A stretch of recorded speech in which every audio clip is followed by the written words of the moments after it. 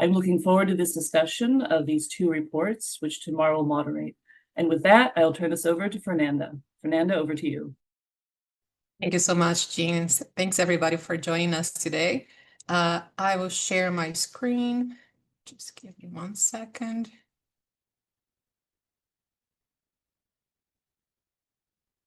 Okay, I hope everybody can see well. Yes? Okay, thank you. Yes, looks good. Looks good. Perfect. Thank you so much. So we're very excited to share some insights from our reports today, hear your questions, and discuss. Just to give you a little bit of context for the two reports, we developed those with funding from the Swedish International Development Cooperation Agency, SIDA. We are very grateful for their support.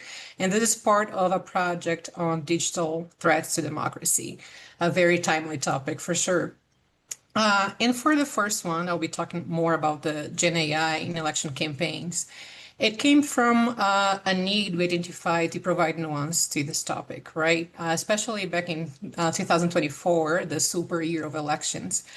We saw a big wave of media reports saying that Gen AI would completely change elections. And then after the year ended, we saw a new wave of reports and a lot of people saying that the threat was overblown, right? Because it's very hard to prove that synthetic content was actually changing how people vote. So the point of the report was to provide a broader view of this and show that even though, Gen AI might not necessarily change who people vote for, it still changes their relationship with information and can change their political attitudes. So what do we know now? Okay, so just a quick overview of some of the information that you can find in the report. There is a multitude of actors involved in creating and disseminating Gen AI content on elections. So this is just some data from the International Panel on the Information Environment from 2024. They found that 25% of the content spread on election campaigns back that year globally was actually spread by the candidates or political parties themselves. 20%, a large portion there by malign foreign actors, 9% by independent individuals or groups. But importantly, almost half, right, did not have a known source. So that makes it very hard to even, hold people accountable.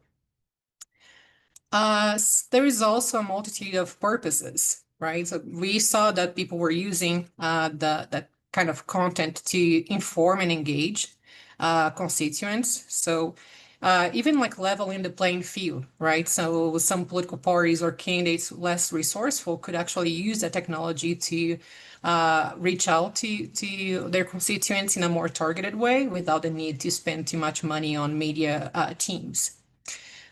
So it was used to benefit actors, also to damage their reputation.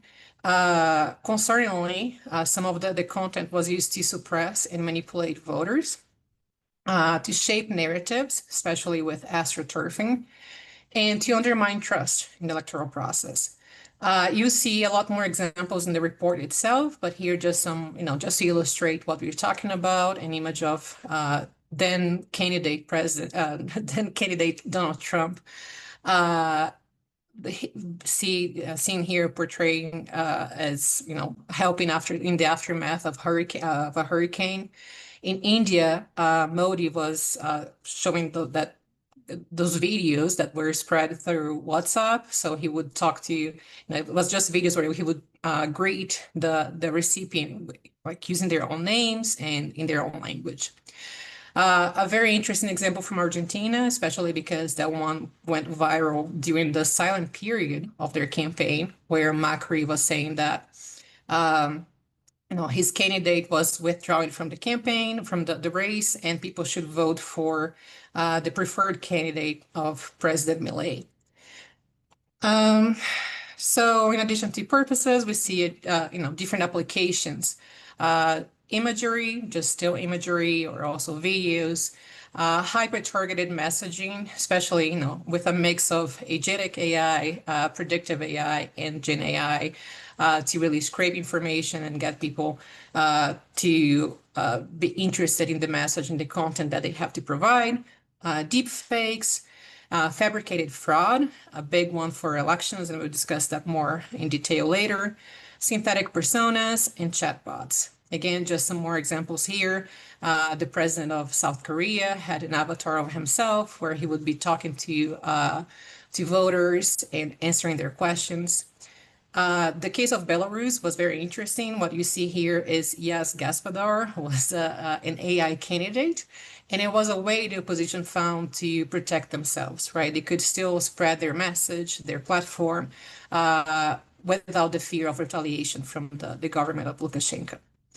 And the third one is an example from Moldova, where there was a deep fake of the election commissioner there saying that she supposedly had the authorization of the European Union to commit fraud in elections.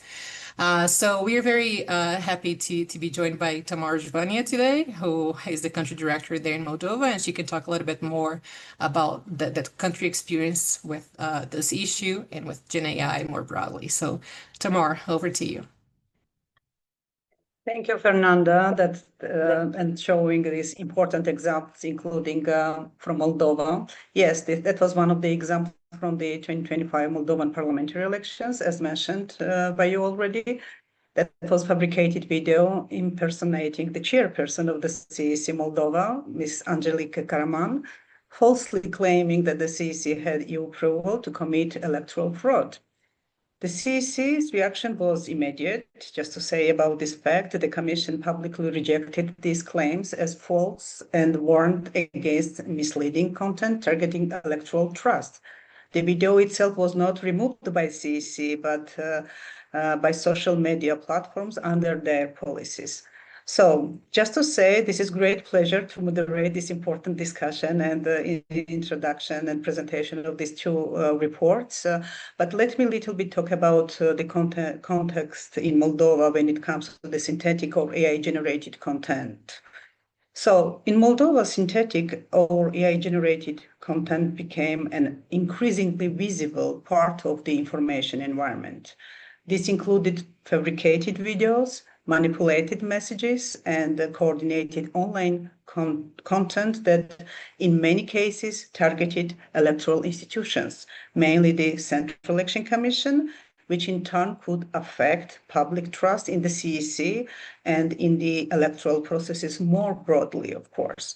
In response, IFES, as IFES Moldova and IFES in general, provided electoral assistance and rapid support to the CEC, including in many directions, but I will mention only some of them, related ones, like assistance in electoral campaign monitoring, providing also cyber hygiene training for electoral officials, including at the high level, but also operators working in precinct electoral bureaus, also registers working on voters' data, because cyber hygiene was very important knowledge for these people. Also, IFES works to strengthen internal capacity to respond to misleading or AI-generated content, and helping to improve communication skills for timely clarification and public messaging. That was mainly the communication training we actually provided to the CEC leadership, covering the CEC chairperson and the secretary. And the purpose of this training was to combat disinformation and to have the proper reaction, to elaborate the messages and control emotions during this, campaign, etc.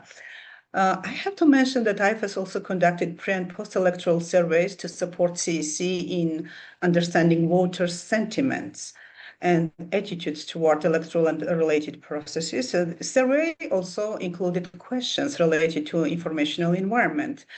And it's important to mention that Moldovans are quite concerned about disinformation. On the question, how concerned are you about misinformation and fake news, including AI generated, and its impact on politics and elections in Moldova? Around 73% of respondents in both surveys, pre- and post-electoral surveys, responded that they are very much or somewhat concerned about this issue. Misinformation, fake news encounters also remain frequent in Moldova, as proved by significant majority of survey respondents. After the parliamentary elections, we also continued working with CC Moldova, and we did focus group discussions as well, just to go deeply in the issue. And one of the findings was that people like in Moldova and the voters and those like participants of focus group discussions, they could not understand real AI generated or false information. That was one of the important aspects they highlighted. And they also mentioned that the most they expect to see this misinformation and AI generated false videos or false information, mainly in social networks. That's also important to understand. We also worked with CEC to design the concept of CEC's disinformation registry, which is like for future work, and helped CEC peer department to elaborate the structure and specific model of the disinformation registry to apply in their work in future. However, in Moldova, one of the key challenges is how to regulate the use of AI in elections, in election campaigns. AI can now be used to create very realistic videos, images, and messages, which makes it harder to quickly identify what is real and what is not. At the moment, rules and institutions are still adapting, and it is not always clear how to fully control or label this type of content during fast-moving campaigns. Another challenge is that responsibility is often shared between different actors, election administration, platforms, and regulators, which can make responses slower or less consistent. So at the same time, this is not only a Moldovan issue. Many countries are facing the same situation as AI tools develop very quickly and are increasingly used in political communication. This means that the question of how to regulate AI in elections while still protecting free expression and open campaigns is becoming broader global challenge, not limited to one country. So this is the question just to maybe cover for you. Thank you, Tamar. Yes, absolutely. It is a global issue, and my colleague Nicole is going to talk a little bit more about the challenges of passing laws that actually regulate speech. But just to add to what Tamar was saying about the challenges, right? One of them is also because even to regulate or to constrain applications of AI. It's challenging because it's really a double-edged sword. So you can have the same application used for democratic purposes and malicious applications. So just some more examples here, like voice cloning and text-to-speech technology. We see that helps a lot with accessibility, right? Helping people with visual impairments, even real-time translation into different languages. So that can actually make the process or whatever content more accessible to different audiences. But it can also be used to mislead people. So back in the US during the primaries for the presidential elections, there was a viral audio portraying then candidate President Joe Biden, telling people not to vote in the primaries, to save their vote for the actual general election. So a malicious application there. With the synthetic personas and avatars, I showed you guys the example of Yes Gaspador in Belarus, right? Actually shielding the opposition from retaliation and oppression from the government. But we also see synthetic personas being used to evade justice. So there was a case in France. You can see more about that in the report as well. But it was a person that doesn't exist. Her name was Amandine Le Pen. She was supposed to be the niece of Marine Le Pen. And she was, her TikTok account was being used to spread some messages that were xenophobic and racist, right? And we don't know, at least at the time the report was being written, we don't know who was behind that account. And with hyper-targeted messaging, as I was saying in the very beginning, it can help some candidates and political parties conduct broader outreach and really connect with our constituents, but it can also bring a lot of concerns about the use of non-consensual scraped private data from people just using those media, consumer habits and psychological profiles. So yeah, as Tamar was saying, it is a broader issue. Moldova is an interesting case. Just to build on that tomorrow, so some other challenges, right, besides the issue of accountability of application and how ambiguous it can be. We also have seen accountability challenges, right? It's very hard to tell, who to hold responsible sometimes. Is it the builder of the AI platform itself? Is it the creator of the content, or is it a disseminator, right? The social media platforms. It's also hard to determine consent of the political actors benefited by that content.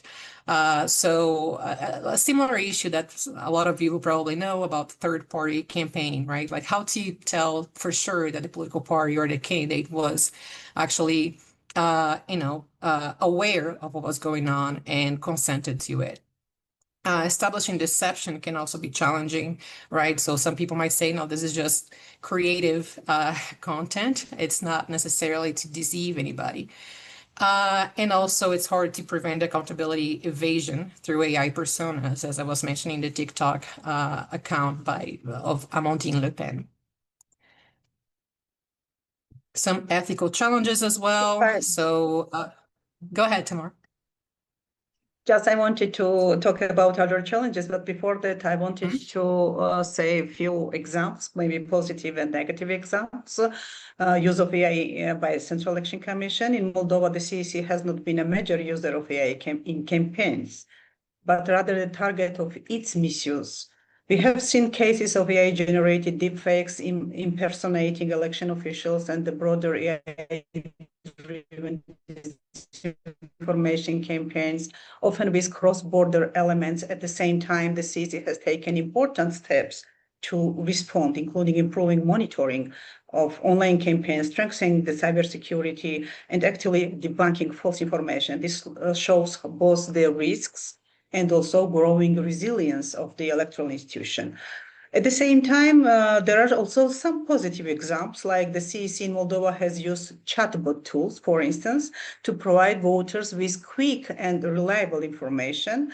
However, CEC chatbot was not a fully open all-purpose AI assistant. It was designed more as a targeted tool focused on specific election-related topics.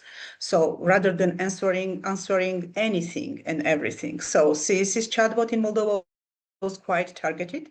It focused on specific voter information rather than being a fully open AI tool. This reflects a cautious approach, aiming to improve communication while minimizing the risk. So these are just some examples of AI use by CEC, but what are the other challenges that I wanted to ask, and you started to talk about accountability and the challenges. So please go ahead. Yeah, thank you so much. And that's a great one, right? On the chat bot being constrained by the information that's being fed by the CEC itself, by a reputable source. Yeah, otherwise it gets complicated to hold institutions accountable. I already mentioned this part here, but also there are ethical challenges, right? The examples that I showed here, we see the unfair representation of political actors. It can be positive or negative, right? Even positive, like voters might think that a specific candidate speak their language or understand their realities when it's not the case. So it's not just about damaging the reputation of political actors, but there is also unfairness in that positive misrepresentation. And one also interesting ethical challenge is the misappropriation of a person's image or likeness when it's really impossible to get their consent. When people are deceased, for example. Here, an example of Indonesia, President Suharto was appeared in a deep fake to bolster his party's campaign, but he died in 2008, right? So who has the right to use that image and to benefit from his endorsement? Also some trust challenges, more general to media, and again, like the people's relationship with information more generally. So there is a concept of liar's dividend, coined by Chesney and Citron, which means that people are just so primed now to think that things can be a lie, can be fake, even though they look very real. And some political actors might leverage that. So in the case that became very famous a while ago with Donald Trump and his locker room talk, in the beginning he just dismissed the audio as a normal and everyday issue, but then after a while he started saying that it was actually fake, and it suggested that he would investigate who was behind the dissemination of that audio. And it can cause also a general distrust in media. Right, if people see like a very heavy cognitive load in identifying and distinguishing what is real, what's not, there can be just a general distrust, and it can even lead to apathy towards news and information in general. Thank you, Fernanda. This is great.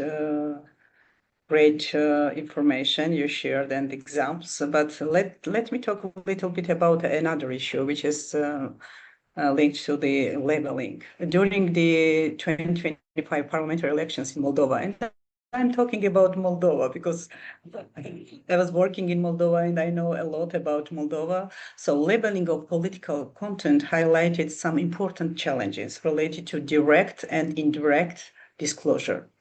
While platforms applied labels such as political content or sponsored, these kind of labels, this often did not give enough detail to ensure real transparency. A key issue was that many messages were shared through third-party pages, influencers, or coordinated networks of accounts. In these cases, even when the content was labeled, it was still not clear who was actually behind it or who paid for it. This reflects a situation of indirect disclosure where labeling exists, but the real source of the message is not easy to understand.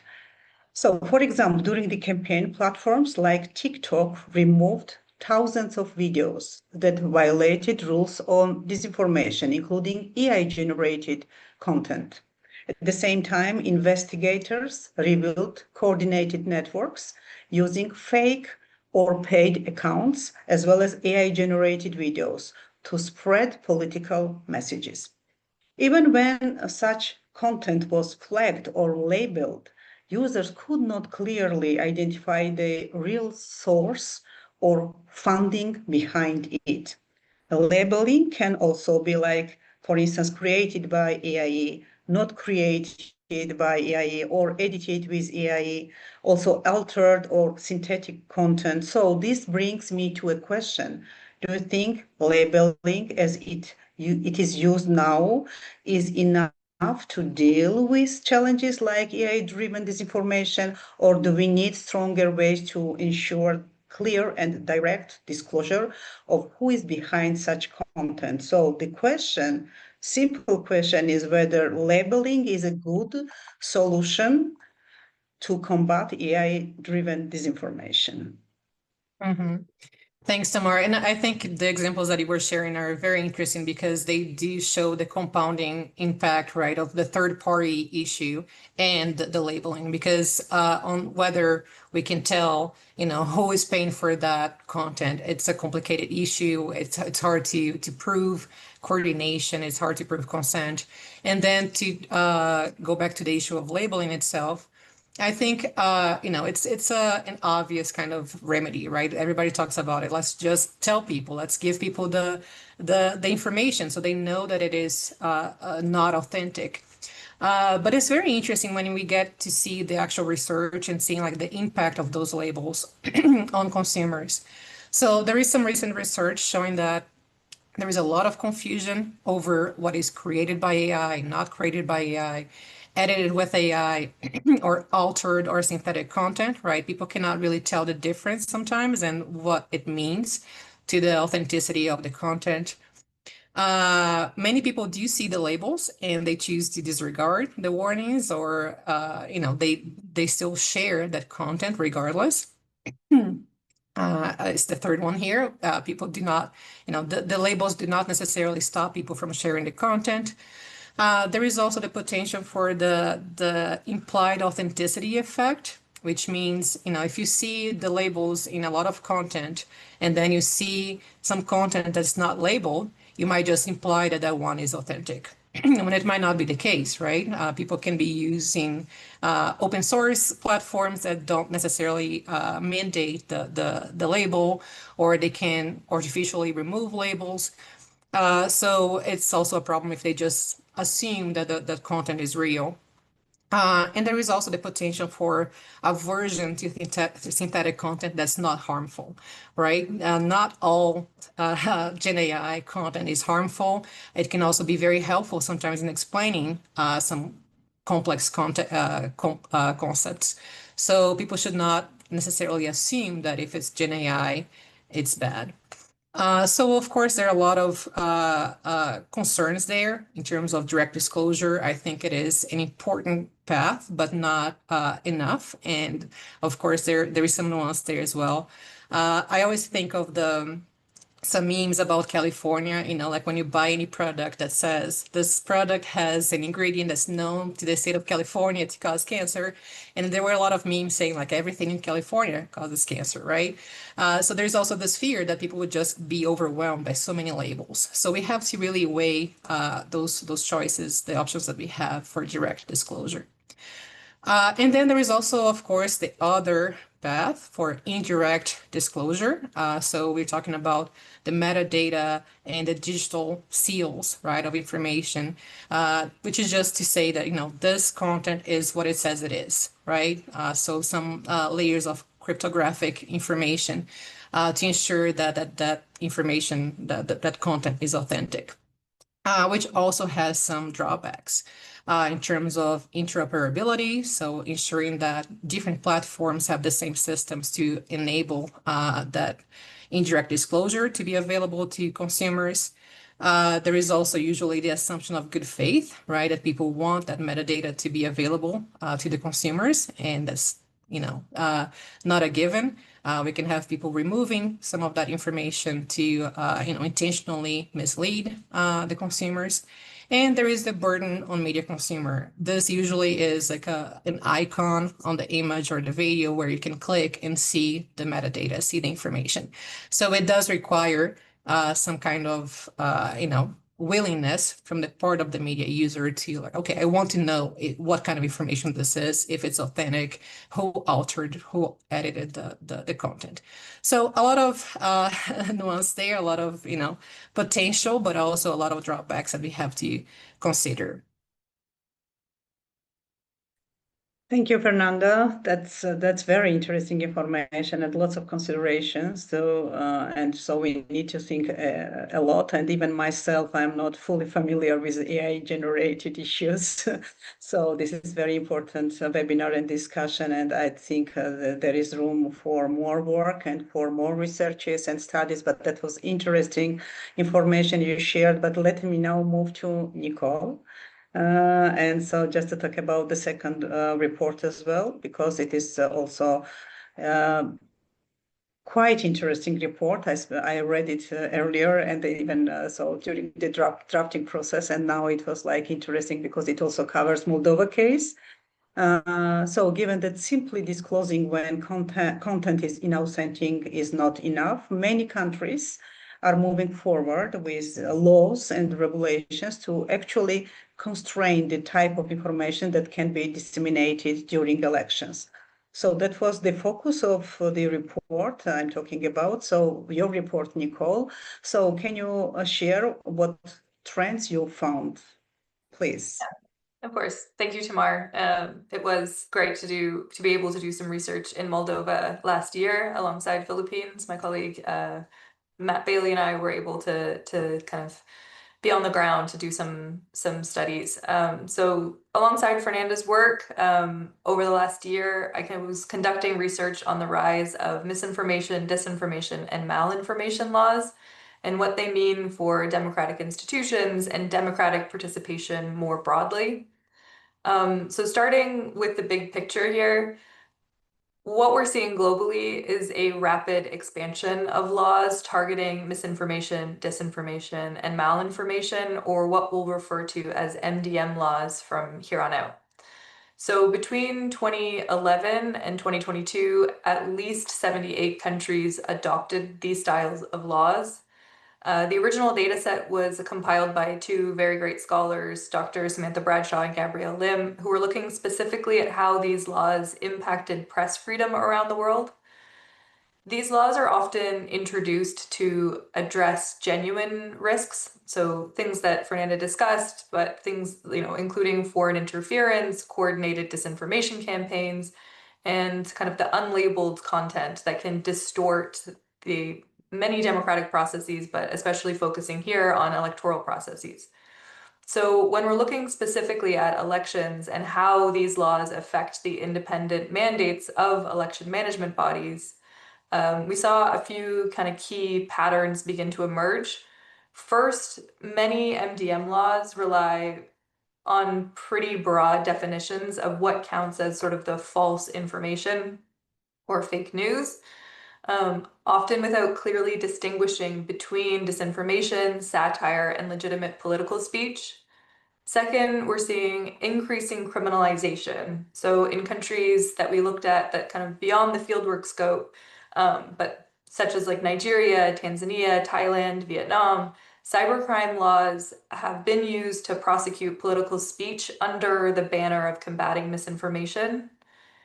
And third, these laws are often embedded in larger sort of cybersecurity frameworks, which expands not only enforcement power, but it also blurs the fault lines between many institutions. So whether that's your cybersecurity agency, your intelligence agency, and so on, these functions start to mix. So in Zambia, for example, the 2025 Cybersecurity and Cybercrime Act combines surveillance, data governance, and content regulation into a single framework. And this sort of leads to a critical point that I think both papers are really grappling with in different ways, but it's that ambiguity itself becomes a real governance risk. So what this means is that when the rules are really unclear, it creates space for not just inconsistent, but selective application and selective enforcement. So again, the issue is not just kind of disinformation, but the way that information is governed and the implications that those trade-offs have for both democratic systems and democratic institutions such as election management bodies. So turning to the next slide here, I think it's important to ask what many of you, I assume, might already be thinking, which is, what does this actually mean in practice? So one of the key findings from the research is that, these laws don't just affect the content, but they are reshaping how institutions function. And here I'll kind of focus on a few groups listed here. The first being EMBs, or election management bodies. They're increasingly being asked to engage in information-related issues that go beyond their sort of traditional remit, their traditional scope of work that has predominantly focused on strategic communications. So this might include monitoring content, referring cases, or coordinating with various regulators or social media platforms. And sometimes this is written into law, whereas other times it sort of emerges through broader interpretations of their mandate. So it's just, again, that broadness of scope. But importantly here to mention is that EMBs don't usually have the authority at all to remove content, much like most public institutions. That mostly sits with platforms themselves or webmasters or ISPs, internet service providers. So again, they're sort of operating in this gray space. They have expanded expectations, but limited tools. So last year, we saw this in the Philippines, where new rules on digital campaigning and AI were introduced. And this was sort of an attempt to create greater transparency, instead of going back to that labeling conversation a little bit. But it also really exposed uneven enforcement. It exposed limited oversight. And it also, in this very worrisome way, exposed reliance on external state actors, including social media platforms. In practice, the Commission on Elections in the Philippines, its expanded role combined with sort of overlapping responsibilities with the law enforcement and security agencies created an operational strain, something that is very familiar across almost all EMBs that I've ever worked with. I'm seeing some nods from my colleagues here. And on top of operational strain, it really started to blur institutional boundaries. This in turn really increased the risk of the commission to be drawn into politically sensitive decisions around content, around enforcement, with implications for both its capacity but also its perceived neutrality. You don't want to be dragged into a political debate that you don't need to be in. The second kind of group that we were looking at were courts. They're also taking on a larger role under newly introduced MDM laws. They're increasingly asked, for example, to adjudicate disputes over what constitutes false or harmful information, to review penalties imposed under these frameworks, and resolve election-related claims tied to information integrity. This might seem like a natural fit. However, these expanded responsibilities are a little bit complicated, especially during election periods. Their courts are really put in a reactive position where they're reviewing decisions often after the fact rather than serving as that primary safeguard. These dynamics place an increased pressure on due process, and again, in the specific election space, in politically sensitive context, it can also really strain judicial independence, and especially that perception of judicial independence if they're making a decision prior to really having gone through the full process and scope of evidence. And then this last group here is the voters. And this is where I think more generally that the impact is most visible. So what we see and what's I think traditionally a lot more covered in research is that there's more constrained media environments, there's fewer and fewer independent outlets, and in some cases this really sharp increase in self-censorship as well as chilling effect. So in Tanzania, we know journalists have reported avoiding even posting satirical content once authorities began enforcing really broad restrictions on misleading information. Our colleagues in Bangladesh have also noted some pretty serious concerns over the cyber protection ordinance that was introduced last year. For instance, terms like obscene video will carry a maximum of 3 years imprisonment, and yet this term remains largely undefined. So without kind of meaningful definitions and civil society engagement, this proposed ordinance that's kind of playing out right now, like many others at play, pose pretty significant risks for misinterpretation, for overreach and abuse, particularly, again, thinking about some of your more either independent institutions or marginalized communities like political dissidents, journalists, and CSOs. So over time, as I kind of mentioned, there's that broader sort of more cultural reaction here of a chilling effect, as well as this gradual erosion of trust in the democratic institution itself. And this is pretty critical, as a lot of research has shown, including some of the really great work out of IFES's Democratic Resilience Lab, that this decline in public trust in electoral processes are extremely difficult to reverse once they've occurred.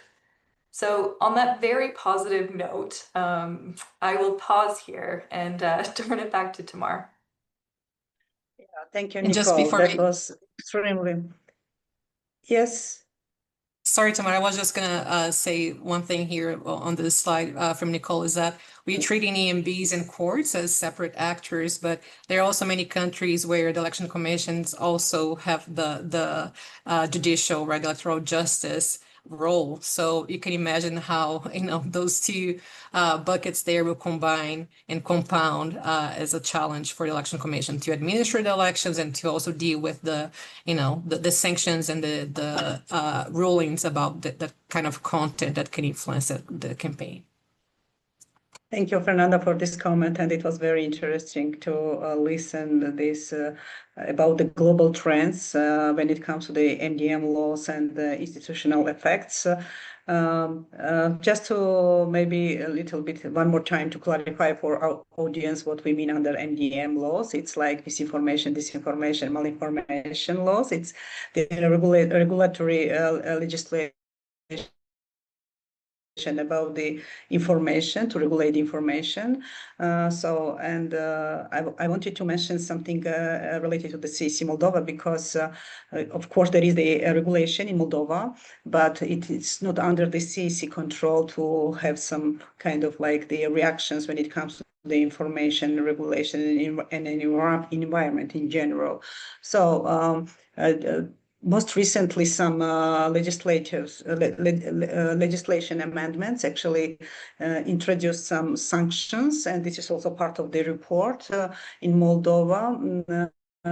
In the criminal code, just to sanction when it comes to the this violation of this information law, and also they defined who the institutions who are responsible for this sanction. There is also administrative part of the sanctions, and so this is mainly up to SIS, which is Intelligence and Security Service in Moldova, and also Audiovisual Council. This is responsibility of these two institutions to apply these sanctions and to review the process, etc., etc. It's not really linked to the Central Election Commission, and so this is the challenge, kind of challenge faced by the Moldovan CEC with such laws, because they need some more coordination, more communication, cooperation with these institutions for this kind of rapid reaction when it comes to the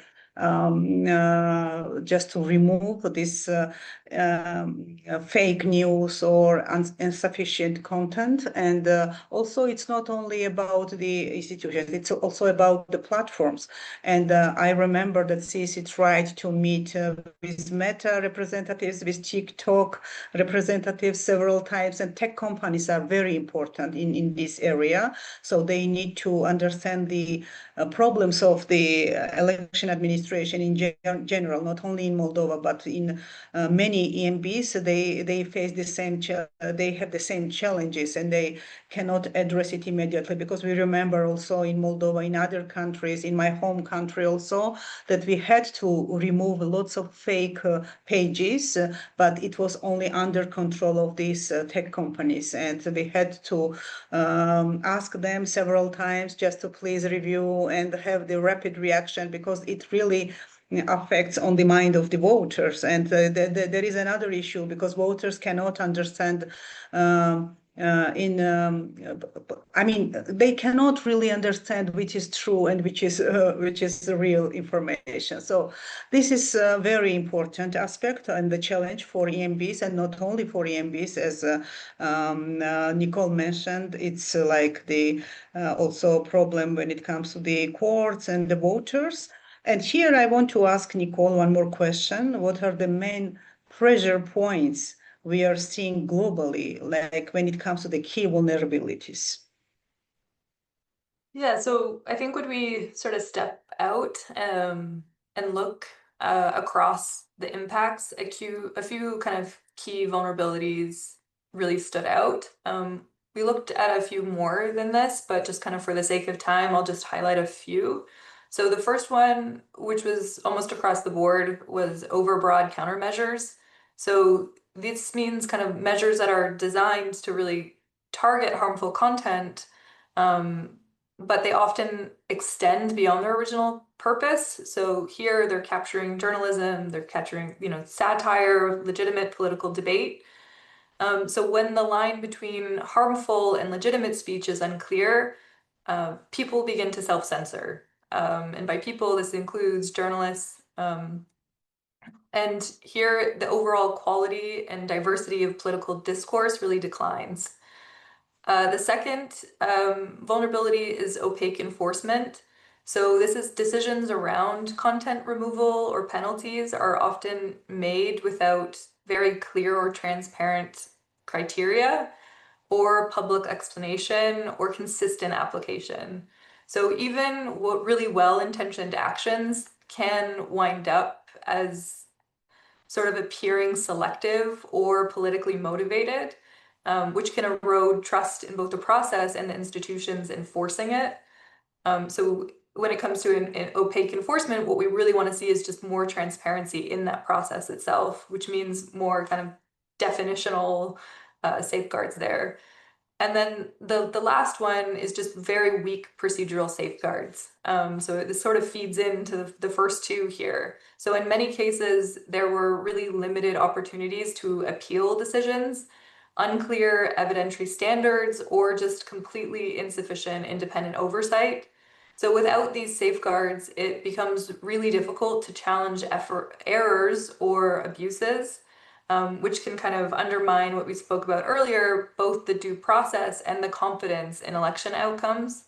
So looking at this kind of holistically or together, these vulnerabilities show that the issue is not just regulation, but whether it is applied in a way that's fair, in a way that's transparent, and a way that's accountable. So the risk here, and I think the kind of the emphasis that I really want to place, is that it's not about over-regulation or under-regulation. It's often just misaligned regulation. So in practice, this means regulatory frameworks are just not calibrated to the specific risks that they're meant to address, such as focusing on really, really broad categories of speech rather than kind of the clearly defined harms. This over-prioritization on enforcement rather than on resilience. In electoral context, misaligned regulation can simultaneously fail to prevent these high-impact threats, such as voter deception or coordinated manipulation, while simultaneously kind of constraining legitimate political expression and participation. The result is a system that kind of neither protects the election integrity and then it's also kind of forgetting to preserve the openness required for kind of that credible democratic competition that we want to see. So in other words, it risks solving the wrong problem, while also kind of creating all these new ones along the way. Hopefully that was clear, but with this in mind, I'll let it sit and I'll turn it back to Tamar. Thank you, Nicole. So maybe now, because we are now moving to the part, what should be solution? What can be done in this area? Maybe I will mention some good practices from Moldova, because actually Central Election Commission, they they were very active. We usually say that we are more reactive than proactive, and they always try to be proactive, to be the first time source, like to somehow prevent disinformation, but it's not always possible. But there are some good practices.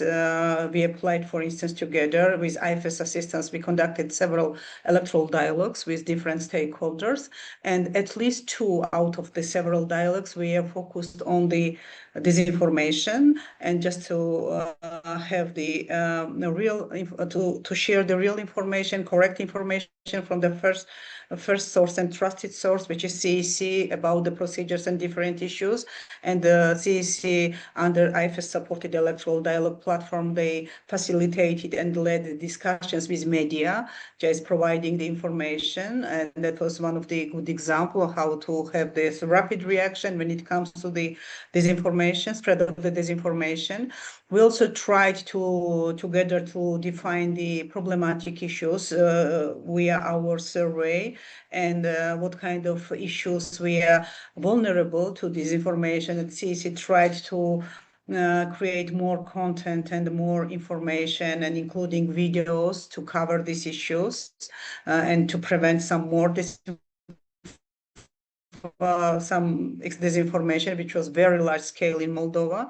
I also would like to mention that in Moldova, because CEC was limited to implement these MDM laws, so they started to create different types of working groups. And that was very interesting experience, because working groups when it comes to the illicit funding, working group when it comes to the disinformation, and they cooperated with different institutions, including Audiovisual Council, including Stratcom, other institutions, and they created at least 6 working groups, and at least one. So one of them we are focused on this disinformation work, and that was definitely good practice, because they joint efforts really worked in Moldova, and they actually together, they managed somehow to that disinformation was not as successful as it was planned before by bad actors, let's say in this way.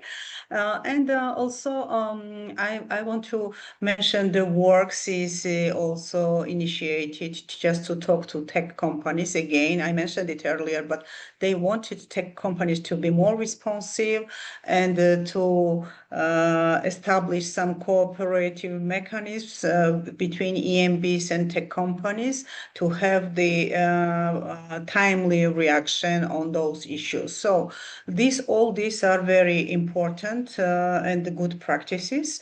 And so it will be interesting to listen from your side the broader recommendations for other EMBs as well around the world, and what is the key takeaway you want the audience to leave with after this report. Yeah, I mean, Moldova is sort of an exceptional case this way. I think also the work that Chick-Day, the training body, was doing was phenomenal, and something that is definitely incorporated into the best practices for sure. I'd say just in terms of the top few recommendations that kind of bubbled up to the surface for us, the first was clarifying roles and mandates. Just to kind of try to override that blurry, fuzzy boundaries here. So clear institutional boundaries, we know, are critical for both effectiveness and credibility. So for example, an example that Tamar brought up as well is these sort of much more like streamlined chatbots. And another example that we looked at briefly was in Argentina with the National Electoral Chamber that really continued to focus on its core role and kind of, again, that traditional scope of strategic communications in terms of providing accurate information to voters by really launching an AI-enabled WhatsApp chatbot called Voda. And there's obviously 1,000 red flags here, but it went really well. It kept kind of the ability to really streamline the information, kept it closed. So rather than trying to regulate or remove content, what kind of the Argentina was able to do was clarify its role as sort of the trusted source of information, and by helping voters access reliable election details in real time. And this kind of role clarity allows EMBs more generally to strengthen the information around them without overstepping into content adjudication. It's just something that we don't want to, once you enter that, it's hard to exit. The second one, in terms of recommendations, is prioritizing transparency and due process. So where actions are taken, whether it's referrals or coordination or public communication, they should be really grounded in clearly defined criteria, supported by documented and consistently applied processes, consistent being a key term there, and subject to a lot of meaningful opportunities for review, and not just internal review, but also kind of more whole of society feedback here. So absent, I think, of these safeguards, even the most well-intentioned decisions that we saw, they can still appear quite arbitrary or politically motivated. So transparency is not just a procedural good, it's a real core condition for maintaining credibility in public trust, particularly when decisions are made under extremely tight timelines and that heightened political pressure that comes with the election period. And the third is shift towards non-punitive approaches. So this includes providing kind of, again, that accurate and timely information, like in the case of Argentina's Voda app, working with civil society and supporting voter awareness and digital literacy. Sometimes we think of civic education, I think maybe this is more of like on the tech side here, sort of as second order conditioning rather than as a core priority, but that's just not the case. Non-punitive approaches have shown that they're not only less risky, but far, far more sustainable than any enforcement heavy model. So I think really shifting towards that non-punitive emphasis is a pretty core recommendation here. And to end, I think I just want to emphasize that the challenge is not only like the spread of disinformation, but really how we respond to it, including emerging approaches to AI governance, which we know is reshaping the boundaries of democratic participation right now. To the degree it is, that's big question marks, as Fernanda pointed out. But we know from evidence from MDM laws and the research we conducted over the last year, it shows a pretty consistent pattern, which is that efforts to address legitimate risks often expand control over information environments, particularly where definitions are very broad and safeguards are weak. In many ways, I think that this is a bit of a preview for what we may see with AI regulation. So there's a risk that in kind of addressing new threats, we may introduce more expansive controls over online spaces, affecting kind of the core features of the internet or the things that make it great. So this is anonymity, it's encryption, and it's free expression. There's a number of global policy discussions that already highlight kind of how AI can enable more targeted manipulation and surveillance, especially without strong safeguards. I think the key lesson here is that early design choices really matter. Safeguards such as transparency, proportionality, and independent oversight really need to be built in from the start, like from day one, and this has a lot to do with just how difficult it is to retrofit in later. It's also something that, I think at IFES, we're also thinking through in our own work, including through the AI Advisory Group on Elections, or the AI Age Initiative, which is currently right now developing a playbook for election management bodies on how to approach AI in elections in a way that builds safeguards from the very start rather than reacting after the fact, which I feel like is a trend here across the discussion. Ultimately, I think just to kind of wrap things up, it's how we respond will shape not just the risks that we manage today, but the kind of democratic space that we're able to preserve. And with that, I will hand it back over. Thank you, Nicole. My internet was off, but so I managed to come back. Perfect. You missed nothing. So we live in digital era, so what we can do. So, so very big thanks to both of you, Fernanda and Nicole, for this presentation. It was extremely interesting, I guess, for the audience. And now we have to move to the questions. And I see some of the questions in Q&A section. And interestingly, the first question is like for me, not for you, ladies. Maybe I will briefly cover this question. So the question comes from an anonymous attendee that asking that given the fake news and disinformation campaign that targeted the Georgian CEC during my tenure, when I was the CEC chairperson, how can AI-driven fact-checking tools be deployed without themselves becoming tools for state censorship or further polarizing the electorate? So this question is related to the Georgian CEC and during my leadership, and that was really 5 years ago. And so I don't think that 5 years ago AI generated AI-driven information was so strong as it is now. But the question is very important because EMB on one hand should somehow to be independent and not to depend on other institutions, and in this case, one of the solution is that to have all the let's say policies, procedures, including the guideline how to apply this AI, how to do fact checking, and also to have capacity, which is, for instance, lacking in Moldova CEC, and that's why they moved this responsibility to the STISC, which is the Information Technology and Cybersecurity Agency in Moldova, and mainly they are managing these issues, and this is really raise the questions about independence of election administration, and this needs to be done through all the like means which is necessary for this fact checking and to make sure that the CEC remains independent, neutral, and not dependent on the governmental bodies. So maybe it's now not possible for many EMBs because of the limited capacity, because of not knowing this space, because it is like developing every day, every minute. But you need to have clear criteria, clear processes, clear laws, clear, let's say, functions, who is doing what, who is responsible for what, and at the same time to keep independence and neutrality of the election administration. Otherwise, it will become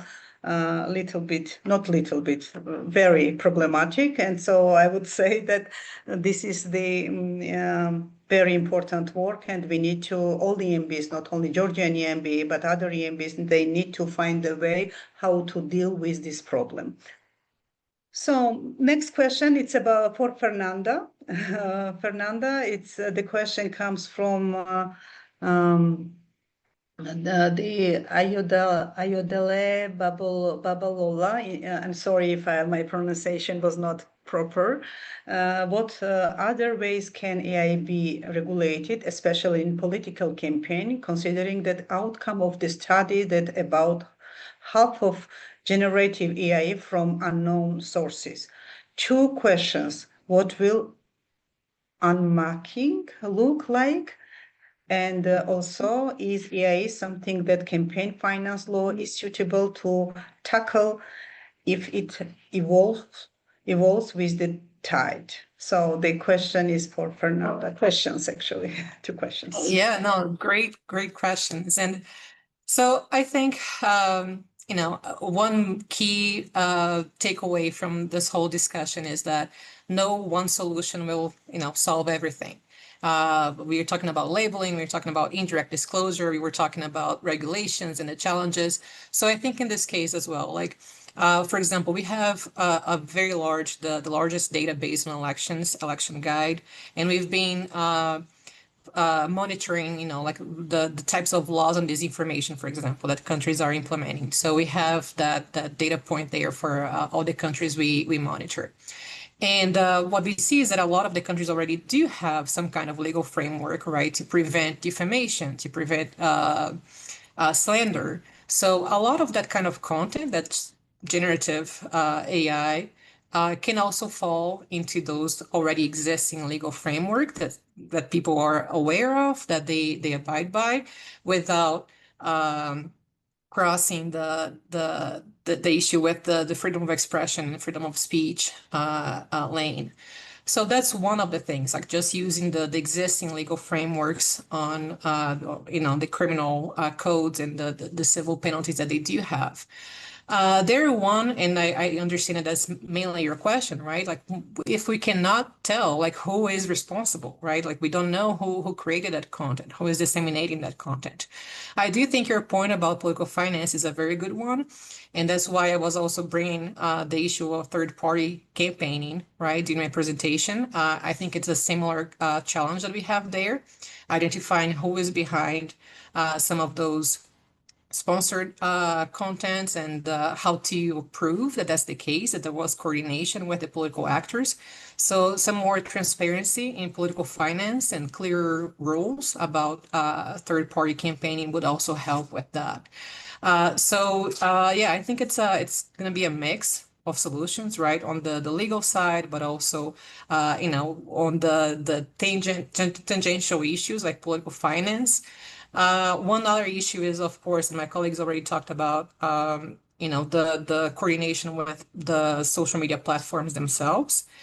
And there I would say that, we should welcome that, the self-regulation and their involvement, but we should not rely on it. We should not rely on the goodwill of companies, right? I think it's a multi-stakeholder issue. We have to have voters interested in being literate and in, looking for information and verifying that information. We have to have strong election commissions that can step in quickly and address any kind of irregularities or misinformation, and they must be trusted, right? And we also have to have independent courts to adjudicate on everything independently. So it's really a whole society approach to tackling the issue. Thank you, Fernanda. So next question, it's not really defined, the addressee of the question, but I will read the question for audience. While cyber laws and proposals around labeling may assist in combating fake news, this may not offer immediate tools for an EMB monitoring campaigns in high-stake electoral processes. In your experience, what has been the most reliable strategy for EMBs, especially where the EMB has direct mandate to monitor and regulate political party campaigns and are faced with possible fake news, false information, like bordering on violation of the election code of conduct. That's directly impact the EMB mandate. This is the question. Maybe, yeah, I think briefly respond to it, although maybe I'll pass it to Tamar to talk about a little bit Moldova. But I'd say the most reliable strategy is a tiered response. I think many EMBs are prepared for sort of a rapid response, especially with information that they know is either going to be contested or just sort of those wedge issues, so those controversial, sticky issues. So I think that first strategy is a rapid public correction for the false claim that exists. And then the second one that's successful, or again, paired in here, is like a targeted referral or a sanction. But this is really only for something that's clearly defined. It should be sort of, you're able to really like point to material electoral harm in this case. And then the third one would be sort of transparent procedures. So the EMB is seen as protecting the process and not policing political opinion.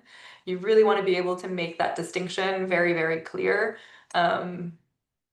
Yeah, so I would say like in terms of overall kind of strategy or what the process is, that would be the three kind of tiered to-dos that we sort of poked at and ran kind of throughout the year. But Tamar, would you add to that in terms of Moldova had some interesting cases play out last year, especially with the pulling of the one party out of the election at kind of the last minute. And I think there was a lot of various takes on how that process went and the credibility. Was it a credible decision, and kind of how the CEC handled it overall? But I'd be curious to hear your thoughts on it. Yeah, actually, it's interesting to mention these cases, of course, but that was not directly linked to the disinformation or information loss. That was mainly this removal of two political parties. It's of course raised questions because it was very close to the elections and there was no time for effective remedy. And so, of course, this is not a good decision just to remove political contestants without giving the possibility for to like go to the court and maybe just to really not like continue as a political party, but that was not linked to the disinformation case. It was mainly because of the illicit funding and not reported funding, and even one case was linked to the funding coming from abroad. When it comes to the campaign, so maybe I can also mention the case when related to Mr. Vasily Kostyuk. In the case of Vasily Kostyuk, he is now a member of the parliament. His campaign made extensive use of TikTok to spread political messages through highly engaged short videos. And this raised concerns about whether some of this content should have been treated as political advertising and properly declared in campaign finance reporting. It was not declared and no cost was declared for these videos. The CEC Moldova, of course, has oversight in this area. They have supervision function, but monitoring online content is very difficult. And there were no clearly documented sanctions specifically linked to this activity. Overall, it highlights the broader challenge of enforcing transparency rules in digital campaigning, where the line between organic content and political advertising is often blurred. That was the case in Moldova, also interesting case. And I remember the day, E-Day, and the results, when the results were coming, it was very much shocking how TikTok played the role to pass this threshold in Moldovan elections for this candidate. So maybe we can move to the next question. And the next question is, so there are some, how can AI be used to detect and counter disinformation during elections without infringing on free speech? That's very, very interesting and like global question, I would say. Yeah, I mean, I can start and I'll hand it over to Nicole, but we did see some EMBs being in the front line of this and trying to use AI in innovative ways and scraping social media to identify, like which kind of narratives were gaining traction, and then expose that and say how it's false and provide the clear narrative, which is also complicated because there is also some research showing that exposing people to disinformation just to say that, just to debunk it, can also backfire, right? And people can see that still, and it will bring more exposure to that false narrative. So I think we are all learning. Election commissions are also, when they do that, to even scrape the social media to inform their own narratives. It can also create a chilling effect, right? That they are surveilling people, that they are seeing the comments and narratives that are going that are being spread. So everything is sensitive when we're talking about elections, when we're talking about the referees of elections getting involved, right? Which is the whole point of Nicole's presentation. But I don't know if she wants to add anything to that. Yeah, I mean, we've seen sort of, again, more automated ways to respond to disinformation online. In an election, I'd say, like, again, the better response here, or the thing to really focus on, is that AI should be kind of primarily used as early warning or like pattern detection, and especially when it comes to voter information. So this is kind of, while high stakes decisions kind of are able to be subject to human review, this is the approach that we would want. So again, sort of AI at the stage of, using it to automate huge swaths of data here, and to flag content that could either be quite misleading or a kind of active disinformation, so the intent to harm. I think being able to do that at scale, like, yes, that's where we would want to integrate it. But of course, when it comes to final decisions around like lawful speech, that's where we really actually need, the experts, the humans in the room, to kind of make those distinctions and make those calls. Maybe we can go quickly through other questions as well, because there are many. So one of the questions is related to the voter information, how we can use the AI to enhance voters' education, especially among the less educated population. This is the question. Also, then another question I will read: have you done any research on protecting with blockchain technology the official candidates' messages and communication to make sure voters see original and trusted messages without derailing voters' persuasion of candidates? So this is about blockchain research, and so just to protect this communication, and maybe you can cover these two questions as well. And we need to wrap up soon, and I just want to address all the questions. Thank you so much, Samar. Yeah, we just have a few seconds left. So, just on the issue of blockchain, no, we have not directly looked into the topic, but I think that the main concern that we've been trying to address here is actually the inauthentic pathways for misleading information, right? Like there are also other ways, like verified accounts from those political actors. Some election commissions are mandating that the political actors actually register all accounts that will be involved in the campaigns. But I think the main issue is like how to prove that they're not coordinating with other actors and creating those non-official accounts, right, to promote information that can damage other actors. But it is an interesting topic that we will definitely look into. Nicole, I don't know if you have anything to add. I know that we are about to end. Yeah, yes, I will echo, we have not done blockchain research. And then on voter education, especially for sort of lower literacy populations, I mean, it's always the push, it's a classic push, which is how to make the information as simple, as accessible, and as kind of easy to digest. And I think there are things that we see in the tech space that are expanding. So these are voice-based tools, everything kind of from those like automated audio assistants, so people can listen rather than read, as all of our audience here is doing. I think there's, what we talked about with the chat bots on WhatsApp. So again, these sort of step-by-step answers in really plain language can be really, really helpful. Fernanda mentioned this earlier, but sort of the multilingualism that comes along with some of these newer AI tools. So especially when it comes to local languages or dialects that are in populations that are difficult to reach. And then I think just simplifying, and this is something that every EMB, it is top of their list. It's simplifying complex procedures. That is a tough one. It's very difficult to sometimes clarify those how-to guidance pieces of our work, and I think that's really critical to it all. So I think just AI should support. At the end, AI should be the ones that are supporting the trusted local actors. It shouldn't be the reverse.